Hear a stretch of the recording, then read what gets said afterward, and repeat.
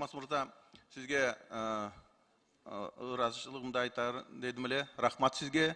Шу барыңызға чыдап, шу жерде қой отырасыз. Мен бір 5-6 мәселем бердім әле. Ошоның жақында 3 менен прокуратура иш қозғоду. Демек, сіз ишиңиз аябай жакшы. В общем, красавчиксиз. Эми амнистия боюнча айтып кетейин дедим эле. Ысык Ата районунда ушул амнистия такыр жылыш жок болуп атат.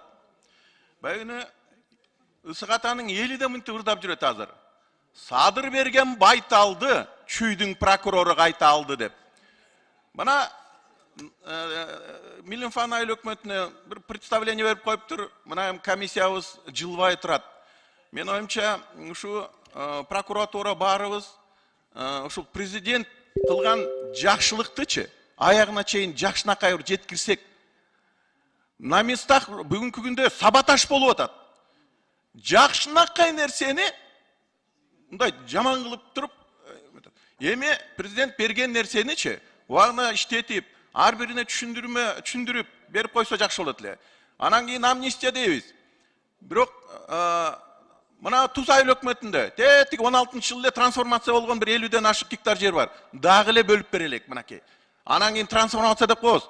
Баары эле ушу элден үмүт өтүп эле, акча күтүп эле, кыйнап